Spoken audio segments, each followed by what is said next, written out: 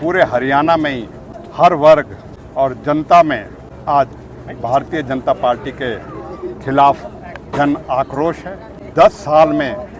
हरियाणा को कुशासन देने के लिए,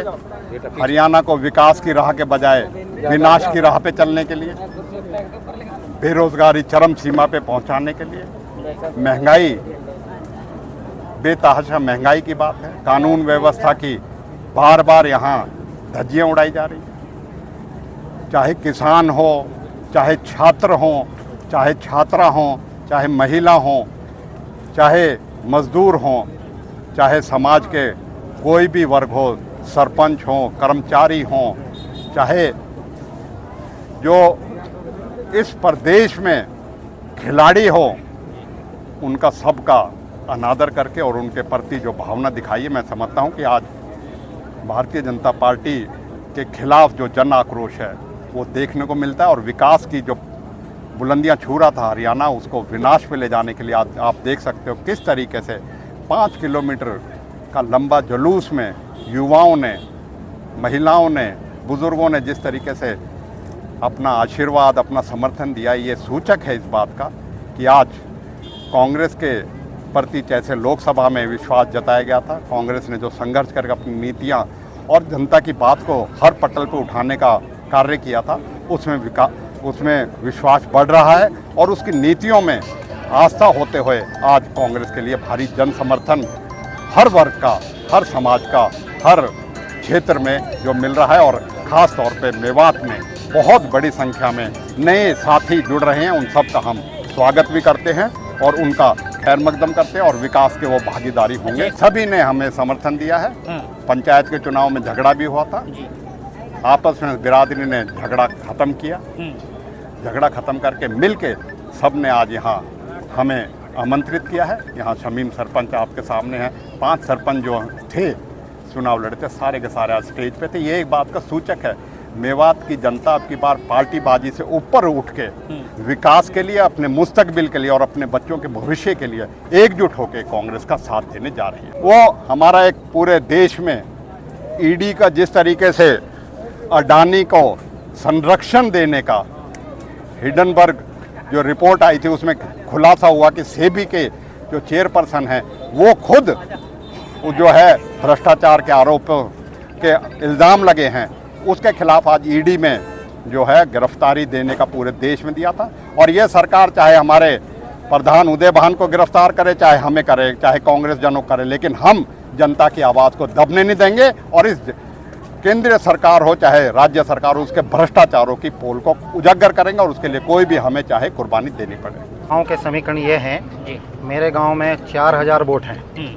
और इसीलिए मैंने चौधरी आफ्ताब की वजह से, भाई चौधरी आफ्ताब जो हैं वो एजुकेशन पढ़े लिखे आदमी हैं, रोज़ नमाज के पाबंद आदमी हैं, इसलिए उसको पूरा गांव में, मेरे गांव में जितने भी मौजूदा सरपंच, एक्स सरपंच जो भी हैं, सारे इकट्ठा होकर इसलिए चौधरी आफ्ताब को हमने चुना है।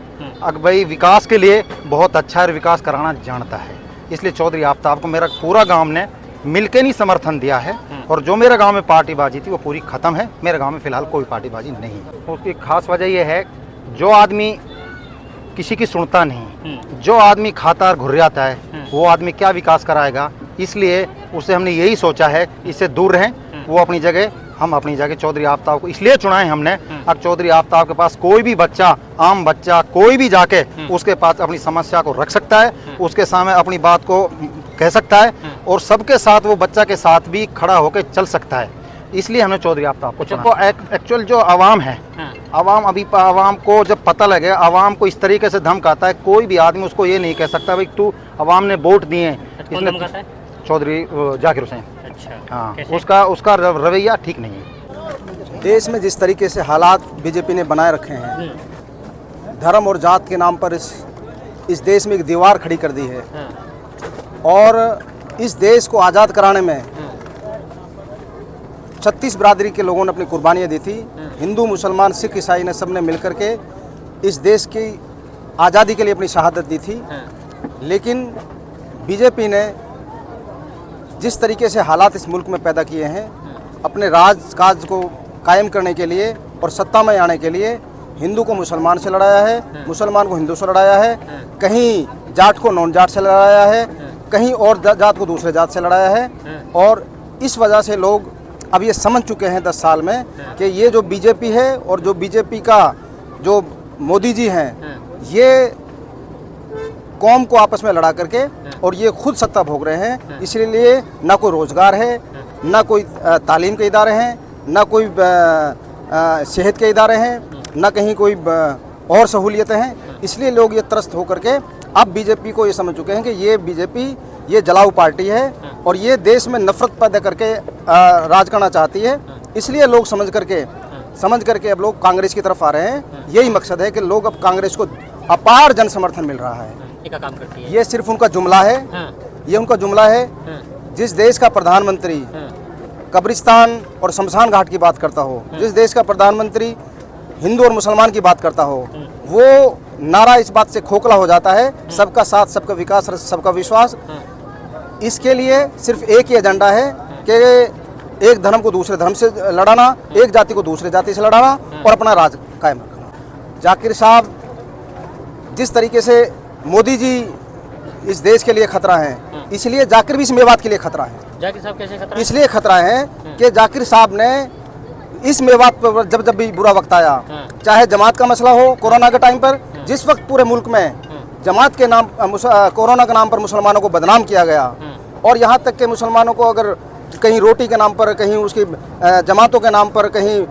और मसलों के नाम पर जिस तरीके से बदनाम किया गया, और कोरोना के टाइम पर जिस तरीके से हमारी जो विदेशों के मेहमान थे, जो जमातों से आए हुए लोग थे, उनको जेलों में डाला गया।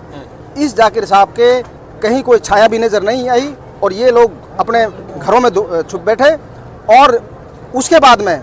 जब पिछले साल 31 जुलाई को जब मेवात को दंगों के आग में झोंका गया बीजेपी की एक नीति और रणनीति के तहत, उस वक्त भी ये जब हमारे मकानों को ढहाया जा रहा था, बुलडोजर चलाया जा रहा था और जब नौजवान बच्चों को जेल में डाला जा रहा था, तो ये आदमी अपने आपे को कमरे में बंद करके अम्बाड़ा में बैठा हुआ था। वो आदमी जो आदमी कौम के सुख और दुख में कभी हाजिर नहीं हुआ, मैं समझता हूँ वो कौम का सबसे बड़ा दुश्मन है। उसको वही कहता कि मैं कौम का चौधरी हूँ और कौम ने उसको इज्जत भी दी है। अगर कौम का चौधरी कौम के काम नहीं आया, कौम का चौधरी कौम के सुख और दुख में काम नहीं आया, जब ये कौम के बच्चे जेलों में ठूंस ठूंस के भरे जा रहे थे और उनके ऊपर बुलडोजर मकानों पे बुलडोजर चलाया जा रहा था, तो ये आदमी कहीं नजर नहीं आ रहा था और ये आदमी हाथ ऊपर खड़ा कर लिए थे कि मेरे बस की बात नहीं है, मेरी सरकार में नहीं चल रही है। इसलिए इसने सरकार के साथ समझौता कर लिया और इस कौम को इसने सरकार के में गिरवे रख दिया और सिर्फ एक चेयरमैन की पद के लिए, सिर्फ एक चेयरमैन की पद के लिए इसने पूरे काम के कौम का सौदा करके सरकार के साथ अब ये कहता है कि मैं कौम का हमदर्द हूँ। ये कौम वो बुजुर्ग लोग थे, वो अनपढ़ सीधे साधे लोग तो उन्होंने बहका लिए थे। अब युवा पढ़ लिखे हैं, समझदार हो गए हैं, वो एक एक नेता को समझते हैं, एक एक लीडर को समझते हैं, कौन हमारा हमदर्द है, कौन हमारा दोस्त है, कौन हमारा दुश्मन है। तो दुश्मन कौन है? दुश्मन है ये जो बीजेपी के साथ मिले हुए हैं, क्योंकि बीजेपी मुल्क में